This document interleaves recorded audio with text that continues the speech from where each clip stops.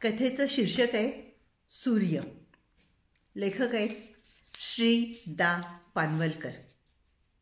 अर्धसत्य हा प्रसिद्ध चित्रपट ह्या कथेवर बेतलेला आहे. अत्यंत सुंदर अशी ही कथा आहे. ऐकूया. सूर्य. बापाची जबर कांक्षा. बेटा सवाई व्हावा आणि म्हणून लहानपणापासून अनंताला फुलासारखा जपला, जोपासला. मुलगा एकुलता, बाप बापालाही एकुलता होता. एकूणच जथावळच एकुलती. पण रक्तात अवसान सप्त चिरंजीवांचं. लाश पडली तरी लौकिक गाजवून अशा घराण्यातल्या बापाचा अनंता.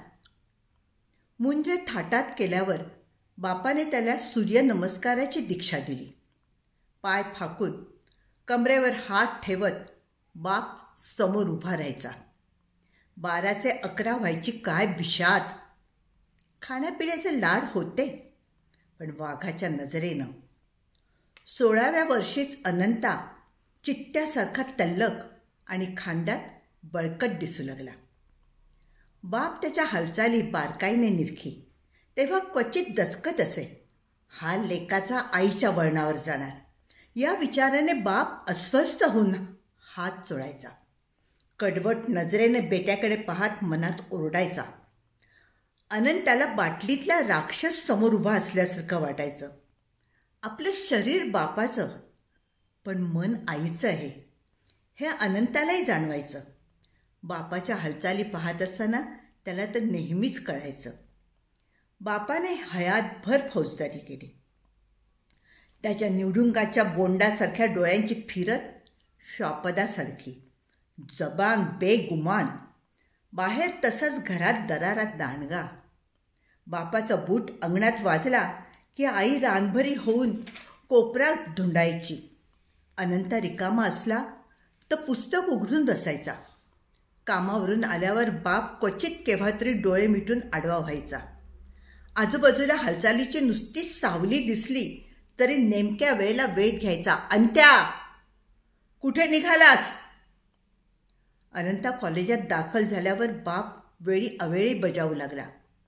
घराण्यात ग्रॅज्युएट झालेला नाही, तू व्हायलाच पाहिजे. अनंताने बापाच्या तोंडाला तोंड दिलं नाही. मनावर घेतलं असतं तर 1-2 प्रेम प्रकरणं अनंताने गाजवलीही असती. ज्योत्स्ना गोखलेला पार्टनर घेऊन त्याने बॅडमिंटनचं कॉलेज गाजवलं होतं. एकदा लेमन स्क्वॅश सिप करताना ज्योत्स्ना म्हणाली होती, Anant, you are a very good partner. I know when you are a game. यावर तिने सीप घेण्यासाठी मान खाली घातली होती. मग तो म्हणाला होता नर्वसपणे, बाप म्हणतो, हंत्या, फुलांना टिचक्या मारण्यापेक्षा चेंडूला लाथा घालायचं प्रॅक्टिस कर.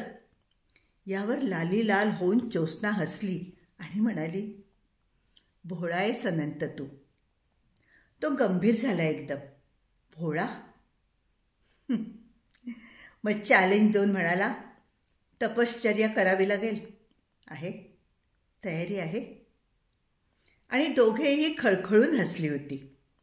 हसण्यावरीच प्रकरण स्फोट राहिलं. पण बाप घरात नसताना या आठवणीने तो फुलून यायचा.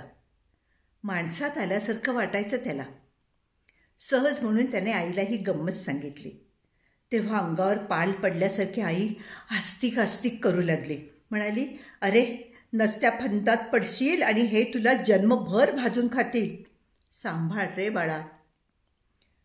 पाहत होता अशी आई घराच्या 4 भिंतींबाहेर पडली नव्हती. अनु बरेच वर्षात माहेरी आली नाही. सदोदित घरच्या कामात करकचून गेलेली असते. म्हणून आईचे वडील तिला घेऊन जाण्यासाठी एकदा आले. पंक्तीत बापाच्या सासऱ्याने सुतवाच केलं. तसा बाप घास बाजूला ठेवून उखडला, आम्ही काय हाताने भाकऱ्या बडवाव्या म्हणता? तिच्या बदली माणूस पाठवा.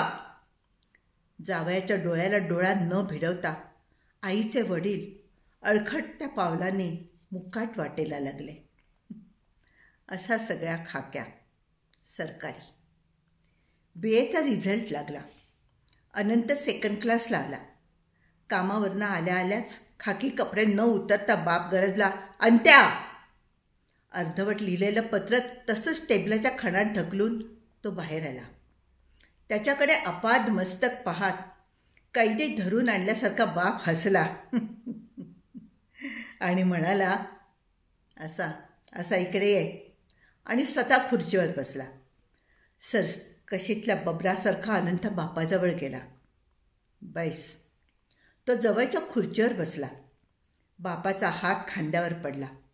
घणासारखा दणका बुडापर्यंत जाणवला. हे पहा अनंत, बाप सांगू लागला, तुला मी पोलीस खात्यात चिकटवणार आहे. अनंताने बापाकडे पाहिलं, पण निमूट राहिला. बापाने रोखून पाहिलं. अनंत नीट बसला. काय म्हणतोय मी? अनंताने होकारात ती मान हलवली. शाळा मास्तरासारखा मुंडी काय हलवतोयस? हो.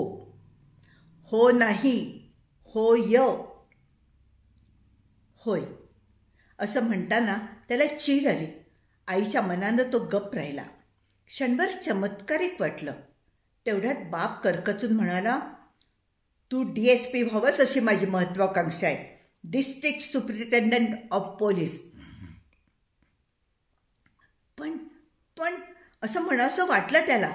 तोवर बापाने काय म्हणून त्याच्याकडे पाहिलं.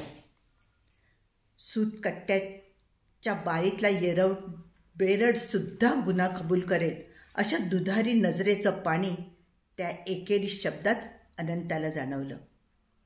तो फक्त होय म्हणाला. ठाशीव सुरात जन्मदाता सांगू लागला, आपल्या घराण्यानं प्रत्येक मुलगा पोलिसात दिला. आणि हातातला दंडुका आजोबांच्या तसबिरेकडे करून बाप म्हणाला, यांनी जमादार म्हणून आपली कारकीर्द गाजवली. मग बाजूला लटकावलेल्या स्वतःच्या बापाच्या तसबिरेकडे पाहत बाप गंभीरपणे म्हणाला, हा माझा बाप फौजदार झाला, जमादाराचा. एका दरोड्यात बेरडाची अंग झाली. भाला छातीवर चेखला आणि कामास आला. एवढ्यावर मोठा आवंडा गिळून बाप घोगऱ्या आवाजात बोलला, पोलीस मेडल मिळालं मृत्यूनंतर. बाप लेकामध्ये थोडा वेळ सामसूम झाली. अशी झुंजार परंपरा आपली. रात्रीचा विचार नाही, दिवस हॅटसारखा सतत डोक्यावर वागवला. घराण्यात सूर्य कधी मावळला नाही.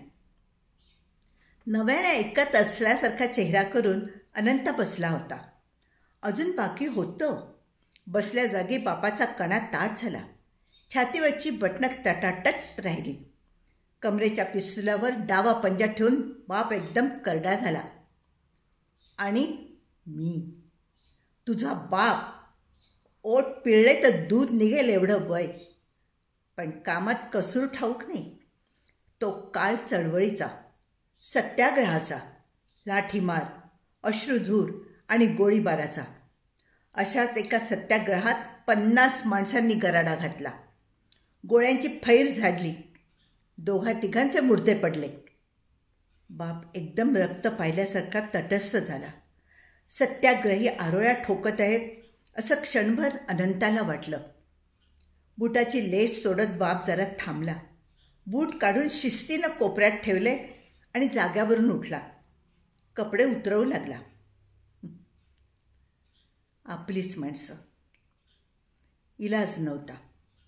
कर्तव्य बजावलं पाहिजे.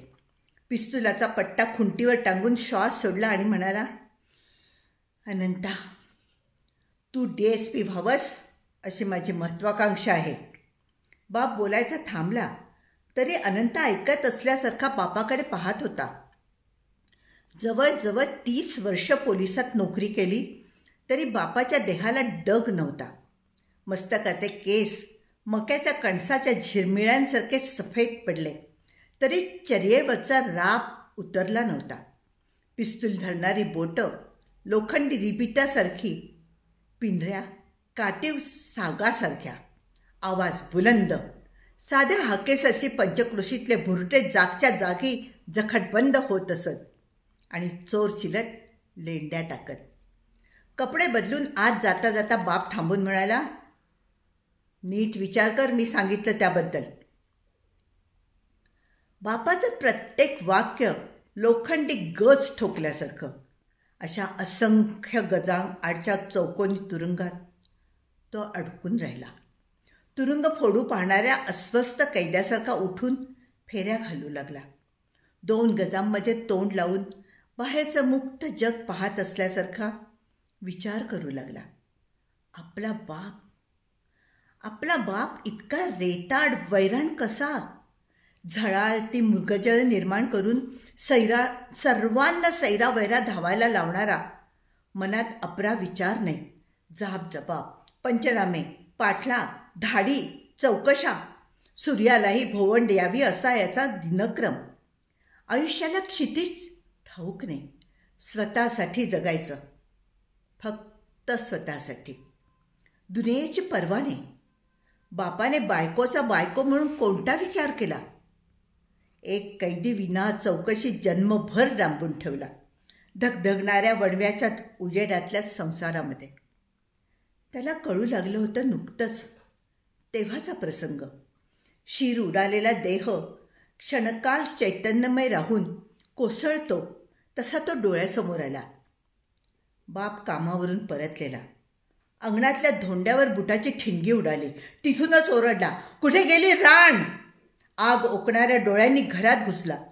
रक्ताची चिरकांडी उडावी तशी किंकाळी फुटली. कमरेतल्या लाथेसरशी आई भेलकांडून उखळीवर पडली. तसा अनंता आईला जाऊन पिलकला होता. आणि मग खुनाचा तपास करायला म्हणून बाप जो उधळला तो 3 दिवसांनी आगीतून झाळून निघाल्यासारखा परत आला. आठवणीसरशी अनंता शहारून गेला. त्याला ओरडून सांगावंसं वाटलं, ही नोकरी आपल्याला करायची नाही आहे, नाही करायची. ओल्या पावलांचे रुंद ठसे उमटवत बाप आला. जवळून जाताना त्याने विचारलं, ठरलं ना मग? त्यात एवढा काय विचार करायचा? त्याने बापाच्या भक्कम पाठीकडे पाहिलं. भरड्या अंगरख्यावर काळा आकडा ठोकलेल्या बेरडासारखा बाप दिसला, जन्मठेप झालेला. उत्तर न देता अनंता आत गेला. आई पुढे थांबून राहिला. बराच वेळ त्याला असा उभा असलेला पाहून आईने कामातनं डोकं वर काढलं. उखळीचा कोपरा लागलेला ती जुनी खूण त्याला दिसली.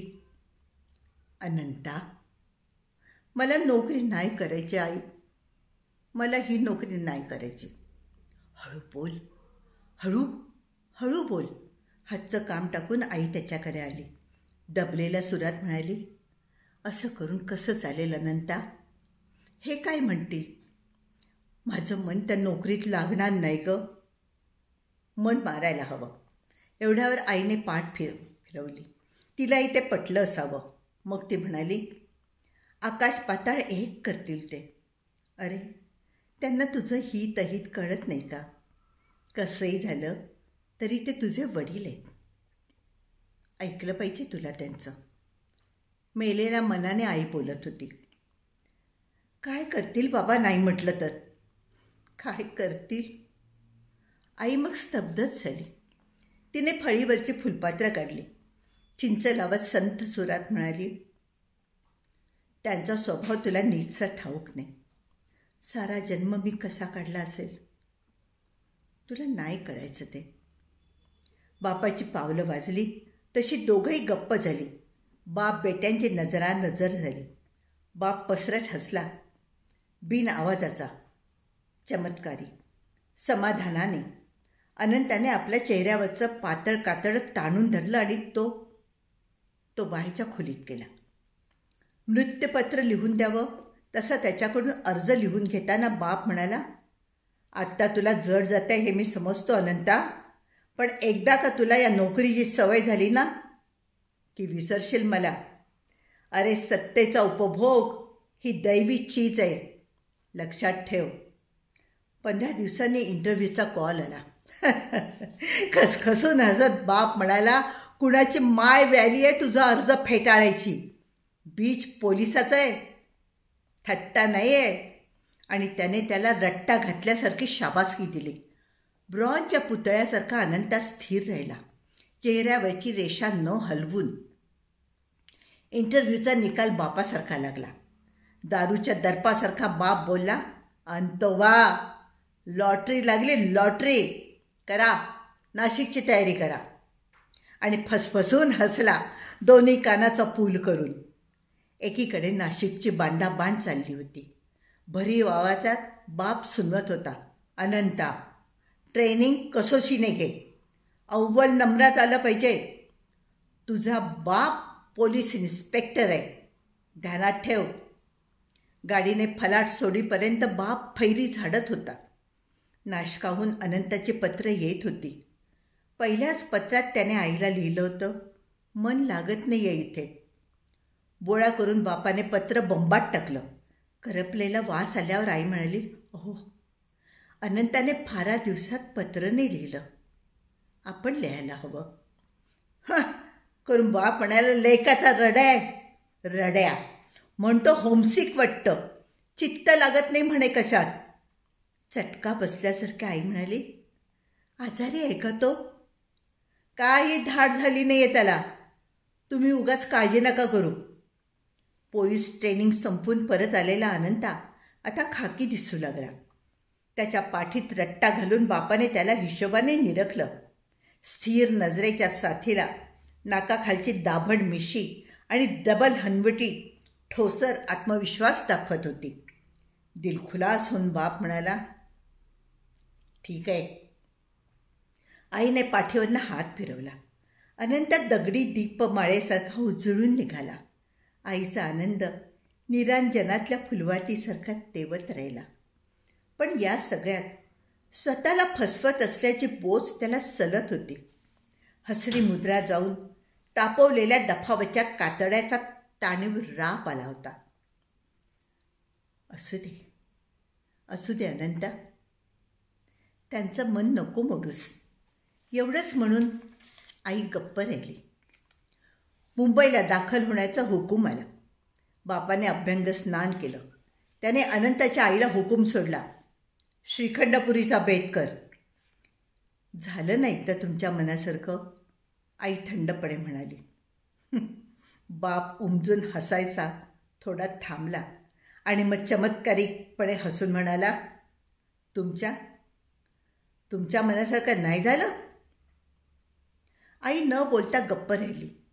गलबलून आल्यासारखं तिने तोंड वळवलं. आई फाटकापर्यंत पोचवायला आली होती. टांगा डगडगत निघाला. शेजारी बसलेला बाप आपल्याला न्याहाळत असल्याचं अनंताला डोळ्याच्या कोपऱ्यातून दिसत होतं. अंगावर सुरवंट चढल्यासारखं झालं. बाप अंतर्मुख झाल्यासारखं दिसू लागला. फरकॅप खालचा घणसर चेहरा मन उकलून सांगू इच्छित होता. तो चेहरा वळला तेव्हा दोघांच्या नजरा एकमेकात घुसल्या. बाप चमत्कारिक हसला. अनंत निर्विकार राहिला. तू आता सब इन्स्पेक्टर आहेस अनंता, असं म्हणून बापाने त्याच्या पाठीवर हात ठेवला. थोडा वेळ गप्प राहिला आणि मग म्हणाला, पहिल्या झूटला साहेबावर इम्प्रेशन मार. चालण्या बोलण्यामध्ये रुबाब ठेव. हाताखालच्या माणसांच्या चर्चेचा विषय होऊ नकोस. स्टेशन येईपर्यंत घोड्याच्या टापांबरोबर बाप काळीच तोडून वटवटत होता. अजून आपण बापासारखे नाही असं बापासारखंच त्यालाही वाटायला लागलं. फक्त शरीराचं ऋण मानायचं. मनाला तिथे थारा नाही. शिव्यांची लाखोली चालली असताना कानात बोटं घालून स्तब्ध झालेली आई त्याला आठवली. केव्हा तरी म्हणाली होती, अनंता तुझ्याकडे बघून सगळं सोचते रे मी. आता तर तिला आधार सुटल्यासारखं होणार. नाही म्हटलं तरी अलीकडे बाप अनंताच्या चाहुलीने आईशी तोंड सांभाळून बोलायचा. स्टेशन पुढे टांगा थांबला. पाठमोऱ्या पोलिसाने वळून पाहिलं आणि बकल मधोमध घेऊन सॅल्यूट मारला. दंडुका भुवईपर्यंत उचलून बापाने सॅल्यूट घेतला आणि अनंताकडे पाहून तो फिक्कट हसला. सामान आपोआप गाडीत ठेवलं गेलं. गाडीची वेळ झाली. अनंताला एकटं वाटू लागलं. जबडा आवळून त्याने बापाकडे पाहिलं. पाणी तरळलं, पण बापाची बोटं डोळ्याकडे गेली नाहीत. चेहरा घट्ट करून अवसान गोळा करत बाप म्हणाला, बेट्या, सवाई झालं पाहिजेस तू, सवाई, समजलं? अनंता गाडीत जाऊन बसला. गाडी हलली. बाहेर वळून पाहावंसं वाटेना. मागं पडणारी घरं आणि शेतं भिरभिरत गेली. वाऱ्यावर मन भरारलं. सवाई झालं पाहिजे, सवाई झालं पाहिजे. जगाला आडवं मारायचं, नजरेनं भोसकायचं, जखमा खरवडायच्या, मगरूर जिभेनं सत्ता गाजवायची. देणगी लाभल्यासारखी. त्याला फर कॅप घातलेला आपला बाप आजोबांच्या शेजारी भिंतीला टांगल्यासारखा दिसू लागला. हा माझा बाप फौजदार होता. याच्या घराण्यात सूर्य कधी मावळला नाही. आणि मनातल्या मनात अनंत हसला. प्रोबेशनची मुदत संपली. अनंत सब इन्स्पेक्टर ऑफ पोलीस झाला. कॅटची पीक भुवयांवर सावली धरू लागली. पापड्या नजरेला समांतर होत राहिल्या. क्वार्टर्स मिळाल्या आणि रात्रीचे दिवस होऊ लागले. होमसिक वाटू लागलं.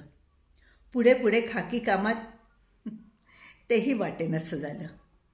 बापाची पत्र अधूनमधून येतच होती. वासलीचं वासली, नाही तर नाही. केव्हा तरी खुशाली डफरवली की झालं. कामाला करडा रंग चढू लागला. बऱ्याच दिवसांमध्ये खुशाली कळवली नाही म्हणून बापाचं खरमरीत पाठपोट पत्र आलं. तसंच पडून राहिलं. केव्हा तरी वाचलं. बाप नवीन काय सांगणार. पण उचकी लागली तेव्हा आईला पत्र लिहिलं. क्षणभर पोलीस चौकीचं माजघर झालं. पण फोन वाजला तेव्हा कळलं, पंचनामे खरडून अक्षर आऊट झालंय. रोजच्या कामाला लय येऊ लागली. खाकी कपडे चढवून रिव्हॉल्व्हरवरचा पट्टा अडकवताना जग जिंकायला निघालेल्या शिकंदरासारखं वाटू लागलं. साध्या चालण्यामध्ये टेच होता. आड येणारी फडतूस गोष्ट बेगुमान झटकली जात होती. आवाजामध्ये हुकूम भरला होता. मोटरसायकल वाऱ्यावर उडवत जाताना ट्रॅफिक पोलीस मड्यासारखा ताठ होताना दिसू लागला. धावत्या वेगात पोलीस स्टेशनच्या पायऱ्या चढताना 8-10 सॅल्यूट मागे टाकले जात. नजर हुकमी झाली. बकल काळं पडलेला हवालदार बाजूला जाऊन ब्रासो लावताना दिसायचा. केव्हा तरी वाटायचं, हे बळ कुठून आलं, हे बळ आपल्यामध्ये. बापाचं शरीर बोलत होतं. सत्ता हातात होती. बुटातली पावलं टेचात पडत होती. सकाळीच बाजूच्या कस्टडीत किंकाळी फुटली. लोखंडी गजांचं दार पाठीमागे ढकलून तो कस्टडीत गेला. जबाब चालू होता. बुटाकडे लक्ष गेल्यावर हवालदाराने सॅल्यूट मारला आणि डबल अवसानाने तो आरोपीवर ओरडला, बये भडव्या, बोल. आरोपीची दातखीळ बसली होती. मदरचोद, आणखीन एक लाफा चढवला. कावळे, अनंता सवाई ओरडला. हवालदार खाली आला. शिव्या द्यायचं काम नाही, समजलं? लकडीशिवाय मकडी वळत नाही साहेब. अनंताने नुसत्या नजरेने हवालदाराला चुरमुरत ठेवला. काय म्हणतोय आरोपी? साडवाच्या बायकोवर बलात्कार केला सुक्काळीच्यानं? काय रे? अनंता पुढे जाऊन आरोपी पुढे थांबला. हुजूर, माझ्या साडवानं माझ्या बायकोवर हात टाकला, म्हणून हुजूर.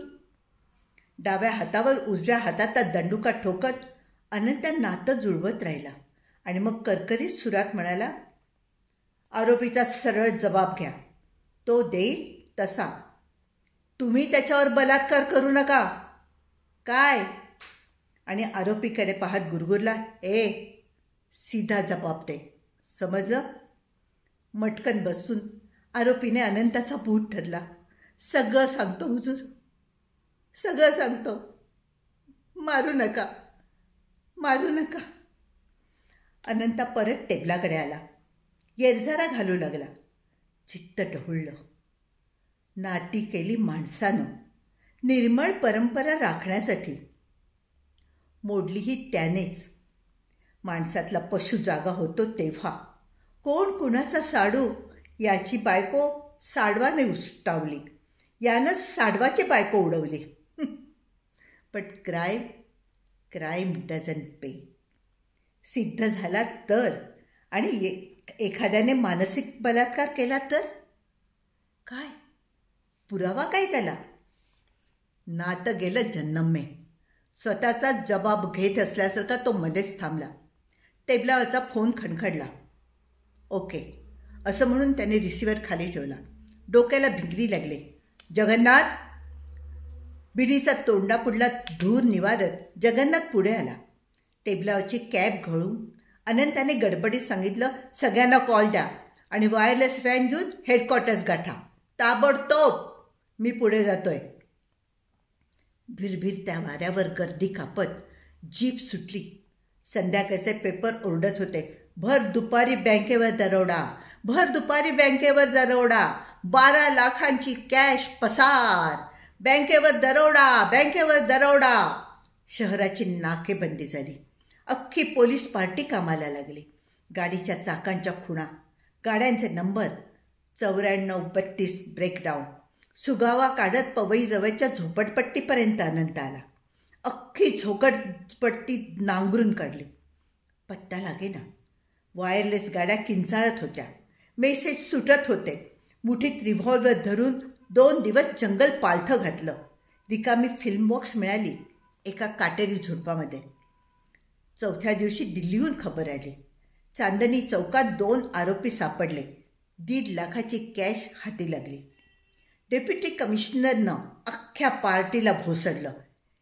केस CIDकडे ट्रान्स्फर झाली. 3 दिवस घामटा निघाला. अपराधी भूतासारखा क्वार्टर्सवर आला. अंगाला आम धरली होती. कपडे उतरताना अंगाचा भपकार आला. पापण्या उचलत नव्हत्या. मस्तक भगभगत होतं. रिव्हॉल्वरचा पट्टा मोकळा करून टेबलावर टाकला. आंघोळ केल्यावर माणसात आल्यासारखं वाटलं. टेबलावरच्या चहाची वाफ पाहून बरं वाटलं. तोंडाला चव आली. समोर पत्र पडली होती. एक बापाचं दिसलं, दुसरं इंग्लंड. उलथंपालथं करून पाहिलं. पत्ता नव्हता. कुणाकडून आलं समजत नव्हतं. चहा संपवून सिगरेट शिलगावली. धुराच्या वळसेदार वेलांट्यांकडे पाहत राहिला. रस्त्यावरून गाडीचा हॉर्न फुटला. धुरासारखा आवाजाचा लोळ उठला. उठून खिडकीकडे आला. समोरच्या फ्लॅटमधला माणूस टॉवेल लावून धावत खाली उतरला. बॉनेट उघडून त्याने हॉर्न बंद केला. भक्कम रात्र थंडगार पडली. त्याच्याकडे लक्ष गेल्यावरती तो माणूस वर तोंड करून ओरडला, sorry sir. Bloody good joke असं म्हणून हातातली सिगरेट त्याने बोटाने टिचकावली. तो वळला. अंग ताणून पलंगावर पडला. पापण्या मिठत राहिल्या. डोहाच्या तळात बुडत असल्यासारखं गाढ गाढ झाला. फोन खणखणला. रात्र वटवाघळासारखी फडफडली. पांघरून फेकून तो उठला. रॉंग नंबर असं म्हणून रिसिव्हर आदळला. फटकन शिवी गेली. बापासारखं वाटलं एकदम. निबर रुंद हसत त्याने दिवा लावला आणि टेबलावरची पत्र घेतली. बापाचं पाकीट टरकावलं.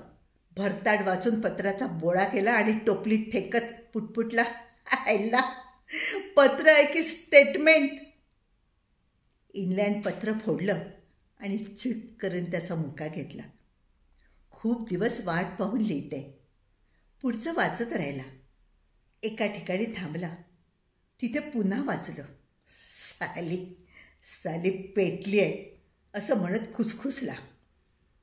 Mix double backhand drop, top service.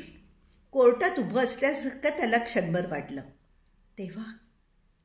तेव्हा आपण नुसतंच प्रेम केलं.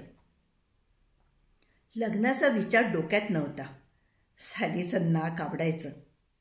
चाफिकेकडे की काय ते म्हणतात ना, तसली भानगड नव्हती. पण झोकात होतं, ठसका होता.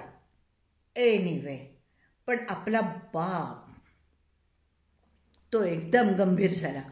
एवढी पत्र लिहिली बापड्यानं, पण एकाही पत्रात अनंता यंदा लग्न करतोस का, स्थळ चालून आलंय, मुलगी नक्षत्रासारखी आहे, 5 फूट 4 इंच, असं चुकूनही त्याने लिहिलं नव्हतं. सगळी पत्र तरबत्तर. त्याने सिगरेट शिलगावली, लेटर पॅड घेतलं, आईलाच लिहिलं. कामाने मुडदा पडत होता तरी डफरावलं. कामाचा विशेष त्रास नाही आहे आणि हळूच लग्नाचं पिल्लं सोडून दिलं. वाटतं ते लिहायला कुणाच्या बापाची हरकत आहे काय? आपल्या बापाची? अरे तू दाखवत नाहीस तर आम्हाला बघू दे. पत्र पुन्हा वाचलं. खूप वाट पाहून लिहिल्यासारखं पत्र लिहिलं होतं. पत्र उशाखाली ठेवून दिलं आणि तो निवांत पलंगावर पडला. कुशी बदलली. विरघळल्यासारखा साखर झोपेत शिरला. आठवडा हुरहुरत गेला. तोवर एका इस्माने झाडाला फास लावून घेतला. देठा सकट जीभ बाहेर आलेली. हँगरला सापळा टांगल्यासारखं वाटलं. डोक्यातली भणभण दाबून पंचनामा केला. चौकशी सुरू झाली. खुनाची केस निघाली. पोराने बापाचा गळा दाबून मुडदा पाडला होता. बापाच्या गळ्यावर नखाच्या खुणा. व्यवस्थित झाडाला टांगून ठेवला बापाला. कुणीही झाला तरी गळा दाबल्यावर असाच म्हणणार ना. बाप झाला म्हणून काय झालं? एका माणसाने दुसऱ्या माणसाला मारलं. कलम 302. खल्लास. फोन वाजला. रिसिव्हर घेतला. अंगुठी गुळ. निषादच्या 4थ्या मजल्यावरच्या फ्लॅटमध्ये चोरी झाली. कंप्लेंट दाखल झाली. मकान में और कौन है? दाराच्या चौकटीवर एक हात लावून अडवत अनंताने विचारलं. निष्कारणच बाई हसली, पण सावधगिरीने म्हणाली, बब्बरजी सकट 4. बाईचा संशय बब्बरजीवर होता. चौघांना लाईनीत उभं केलं. त्यांच्या डोळ्यात पाहत अनंताने 2 फेऱ्या घातल्या. एकाचा डावा हात थरथरत होता. त्याला पुढे ओढून विचारलं. बब्बरजी डोक्याला हात लावून मटकन खाली बसला. म्हणाला, सांप डर गया हम. कुछ नहीं है हमारे पास, कुछ नहीं है. त्याला बाजूला ढकलून अनंता पुढे झाला. भोसकल्यासारखा कळ दाबून 3रा माणूस उभा होता. कॉलर धरून त्याला पुढे खेचला. जगन्नाथ. जगन्नाथ पुढे झाला. त्याने कानशिलावर 2 आवाज काढले. तसा ड्रायव्हर फळफळला. पांढऱ्या कोटाची कॉलर चाचपत अनंताने ड्रायव्हरला गदा गदा हलवलं. भ्यांचोद, निकाल, अंगुठी निकाल, आणि 1 ठेवून दिली. तोंडावर घाम फुटलेला ड्रायव्हर पाय धरू लागला. अनंताने गुडघा ठेवून दिला. अनंताने बाईकडे नजर टाकली. तिने नजर चुकवली. पुष्कराचा खडा जडवलेली अंगठी बाहेर आली. ड्रायव्हरच्या चोर खिशातून. मार खाल्ल्यासारखी बाई चळचळत होती. ती पाठमोरी झाली. अनंताने बाईपुढे अंगठी धरली. तिने त्याचं मनगट धरलं. ओढत त्याला आपल्या खोलीत नेलं. त्याचे दोन्ही दंड धरून ती त्याच्याकडे उसासून पाहू लागली. त्याला सर्वस्व दिसलं. ढळलेल्या पदराची तिला शुद्ध नव्हती. तिने त्याचा हात हातात घेतला. त्याचा पंजा बोलका केला. तिची जीवनी जिथल्या तिथे दिसली. हलकासा रोम त्याच्या अंगावर तरारला. बाईने चोरीची कंप्लेंट काढून घेतली. ती दारापर्यंत आली पोचवायला. तिने ड्रायव्हरला गाडी काढायला सांगितलं. त्याने नो थँक्स असं म्हटलं. लिफ्टमधून उतरताना अनंत स्वतःशीच हसला. साहेब, काय भानगड आहे? जगन्नाथने विचारलं. तो बरोबर आहे हे अनंताला भानच नव्हतं. चटकन तो गंभीर झाला आणि मग उगीच हसला. वळण घेत असताना टायरचा निसट्टा पोकाळ आवाज किंचाळला. त्यातच जगन्नाथ म्हणाला, साहेब, हे कायच नाही. इथे अशा जागा आहेत, संध्याकाळी जायचं आणि सकाळी आंघोळ करून सेंटच्या वासाने बाहेर पडायचं. जगन्नाथकडे बघून अनंता दिलखुलास हसला आणि मग पोझिशन सांभाळून रस्ता बघत एकदम सिरियस झाला. जीप थांबून तो उतरला. परत येणार साहेब? जीप घेऊन जा. क्वार्टर्सवर आला. टेबलावर टोपी भिरकावली. भुवईवर उतरलेल्या झिपऱ्या मान झटकून मागे केल्या. टेबलावर पत्र दिसलं. लाईटकडे धरून पाकीट फोडत म्हणाला, काय म्हणतोय काय आमचा बाप, आणि उभ्या उभ्याच वाचू लागला. वाचून झाल्यावर हात तेरे की असं म्हणून पत्र टेबलावर आपटलं.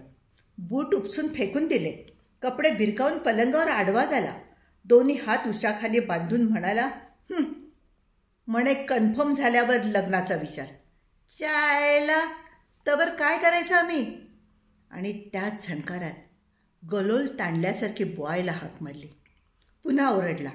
तेव्हा बॉय बाजूलाच येऊन उभा होता हे त्याला कळलं. तोंड काय पाहतोयस, आंघोळीला पाणी कोण काढणार, तुझा बाप. ढकलल्यासारखा बॉय आत गेला. तोंडावर हलकं हसू आलं त्या चिडचिडीत. हायला, हीच बायको असती तर उलट ओरडली असती, कुणाचा बाप काढता हो. त्याने मुंडी झटकली करून. काय टाप आहे तिची उलट बोलायची, कानफटावर आवाज निघेल. बाप आईवर असाच ओरडतो, कारण आई बापाची बायको. त्याने भुवया चुरगळल्या. मान झटकून विचार उडवून लावला. भडाभडा आंघोळ केली. निथळत्या अंगाने एकदम उठून उभा राहिला. विसरता येईना. कन्फर्म होईपर्यंत पुष्कराचा खडा काळजात चमकला. ओली लव दव परी तरारली. समोरच्या आरशात पाहून खरखरीत टॉवेलाने अंग घासलं. भरीव छाती लाल बुंद करून सोडली. झटक्याने बाथरूम बाहेर पडला. ओल्या पावलांचे ठसे उमटवत फेऱ्या घातल्या. रिकाम्या. वाटलं आपला बाप होतोय. उभ्या आरशासमोर स्वतःचं ध्यान पाहिलं. कपाळावर तिरक्या फराट्याची खूण दिसली, जंगलातल्या काटेरी झुडपाची. शरीरात नकळत बदल घडत असल्यासारखं वाटलं त्याला. लाटांचा मार खाणाऱ्या खडकासारखा. काहीतरी कमावल्यासारखं होत होतं. कैक पंचनामे खरडून, मुडदे बघून आणि लक्षात नव्हते इतके माळे चढून. निशाची लीप मघाचीच नगळत त्याची जीवनी रुंद झाली. टॉवेलमध्ये उलटसुलट डोकं पुसून केसांवर बिलियंटाईनचा हलका हात फिरवला. केस उलटे मारले. डबल घोडा सिल्कच्या सुळसुळीत केवड्याच्या पात्यासारखा शर्ट घातला. पायलट कलर पॅन्ट घातली. ब्ल्यू ग्रास शिडकावलं आणि मस्ती आल्यासारखा तो गुरगुरला, तेरे की. तकतकीत बुटाच्या टेचात खाली आला. मोटरसायकल बाहेर काढली. पहिल्याच खटक्यात मोटरसायकलने दाद दिली. हेडलाईटच्या झोतात रस्ता तुटत होता. वाऱ्यासरशी शर्ट सळसळत होता. आयलंडचा अर्धगोल चौकात कापून खाऱ्या वाऱ्यावर तो सुसाट निघाला. उघड्या खिडकीतला निळा दिवा टप्प्यात येऊ लागला. आवारातल्या सुरूच्या झाडाखाली त्याने मोटरसायकल लावली. थेट चौथा माळा गाठला. बेलवर बोट ठेवलं. दार किलकिलं झालं. मी आलोय. एक्सपेक्टेड. Come in dear. आणि तिने त्याचा हात हातात घेतला. 3 खोल्या ओलांडून त्याला समुद्राकडच्या खोलीमध्ये नेलं. Be at ease, everything for you असं म्हणून तिने कोपऱ्यातल्या स्टँडचं बटन स्विच केलं. काचेच्या कपाटातले बिलोरी ग्लास समोरच्या टिपॉयवर ठेवले. थोड्याच वेळात लॅम्प शेड खालून उतरणारा प्रकाश ग्लासात चमचमला. एक लाट किनाऱ्यावर अधून झरकन मागे फिरली आणि खिडकीजवळचं ते नारळाचं झाड सळाळलं. तू कंप्लेंट का काढून घेतलीस? नो टॉक ऑफ दॅट असं म्हणून तिने त्याच्या हातात ग्लास दिला. To your health. पुष्कराजाचा किरण डोळ्यात घुसला. ग्लास किणकिणले. दोन्ही हात कोचावर पसरून तो ऐसपैस झाला. ती बाजूला येऊन बसली. सीप घेऊन ग्लास टिपॉयवर ठेवला आणि ती त्याच्या मांड्यांवर विसावली. निमित्ताला बांधलेला केसांचा झुपका मोकळा होऊन त्याच्या दोन्ही गुडघ्यांना झाकून विस्कटला. त्याच्या मांडीवर तोंड घासून ती अस्पष्टसं असं काहीतरी पुटपुटली. टिपॉयवरचा ग्लास घेताना तो तिच्यावर वाकला. त्याच्या मांडीवर दोन्ही कोपरं रुतवून तिने मान उचलली. त्याच्या हातातला ग्लास मध्येच धरून ती जड होऊन म्हणाली, मी फर्स्ट. रात्र मधाच्या पोळ्यासारखी ठिपकली, कलत राहिली. उसळत्या लाटा निशब्द पसरत राहिल्या. मरमर झिंग अंगभर मुरत राहिली. घुसमट्टे श्वास त्याच्या छातीवर फुलत राहिले. बाजूच्या उशीवर विसावलेल्या हाताच्या बोटातील पुष्कराज मंदपणे लुकलुकला. समुद्र शांत झाला. हलकी झुळूक खिडकीवरचा पडदा फुगवून गेली. पण फॉर द रोड त्याने खटकन एक मारला. झिंग सावरत तो दारापर्यंत आला. तिने दार बंद केलं. पायऱ्या उतरताना कठडा धरून तो खाली आला. तरंगत क्वार्टर्सवर पोहोचला. बेल वाजवायची सोडून तो ओरडला. उघडलेल्या दारात बॉय दिसला. त्याला डाव्या हाताने बाजूला ढकलून आत गेला. पारोशा प्रकाशात अंगाचा झोका सावरत कपडे काढून टेबलावर फेकले. लेसची गाठ न सोडता बूट उपसून भिरकावले. आपाप कमरेकडे हात गेला. पिस्तुलाचा पट्टा नव्हता. फिक्कट हसून तो पुटपुटला, छायला ऑफ डे आज. जेवणाची थाळी तवंग धरून आली. तृप्तीत तो गुरगुरला, तुम खाओ बेटा, तुम खाओ. आणि त्याने पलंगावर अंग झोकून दिलं. जीभ तोंडभर फिरवली. कलत्या मानेने बरळत पापण्या मिटल्या. घंटी अवचित वाजली. नाही करून त्याने हात झटकला. पुन्हा घंटी कर्कश वाजली. हु इज दॅट बास्टर्ड. झापडलेल्या डोळ्याने उठून तो बरळत टेलिफोनकडे गेला. रिसिव्हरच्या गाठ्याने कान चावला. मागोमाग बॉयने दार उघडल्याचा आवाज आला. बूट वाजले. मी आलोय अनंता. रिसिव्हर जाग्यावर ठेवताना जीभ वळवळली. कोण आहे? तुझा बाप. अजून जन्माला यायचा आहे. पलंकाकडे जाताना अनंता डाफरला. अंत्या. फरकॅप खालचा जबडा पसरला. थोबाडाला शिवशिवणारे हात जखडल्यासारखे अंगासरशी धरून बाप थरथरून बघू लागला. डोळ्यांची उघडझाप करत अनंत वळला. पापण्या स्थिर करत पुढे आला. डोळ्याला डोळा भिडवला. पंजे बापाच्या खांद्यावर टेकवले. बाप डगमगला. काय पाहिजे असं विचारताना त्याची बोटं बापाच्या गळ्याजवळ वळवळच सरकली. त्याशी दोन्ही हात झिंजाडून बाप कडाडला, शुद्धीवर आहेस का हरामखोरा? हां. मस्तक फुटल्यासारखा अनंत ओरडला. चुप. ओरडायचं काम नाही. आणि संथपणे बापावरची नजर काढून म्हणाला, हे घर तुमचं नाही आहे. समजलं? हे घर तुमचं नाही. खरकन बाप एकदम खाली आला. घाम फुटून बघू लागला. पावलं खसफसत अनंता पलंगाकडे गेला. बाप असाल तर गप्प रहा असं पुटपुटत गिचमिच पाहू लागला. कपाळाची घामाची कणी टिपत बाप पुढे आला. अनंता. आणि हातातला डबा पुढे करून म्हणाला, तुझ्या आईने लाडू दिले. हाय ठाऊक. बापाने खांदे तुटल्यासारखे ओघळले. जागच्या जागी गप्प झाला. फेकून दिल्यासारखा अनंता पलंगावर पडला. ताणलेल्या नजरेने बाप खोलीभर पाहू लागला. फेकलेले कपडे आणि कोपऱ्याच्या दिशेने पडलेले बूट दिसले. सशाच्या पावलाने बाप जवळ गेला. त्याच्या तोंडावर वाकून पाहू लागला. ओठ निब्बर दिसले. कपाळावर हलकासा नवा वण उमटला होता. नोकरीच्या आधीचा कोवळा अनंता पिंडानं जड शीळ रापलेला दिसत होता. डावा हात आपोआप त्याच्या कानातून फिरला. पुटपुटला, पार बदलत चाललायस अनंता. पार बदलतोयस. सुस्कारा टाकून बाप बाजूला झाला.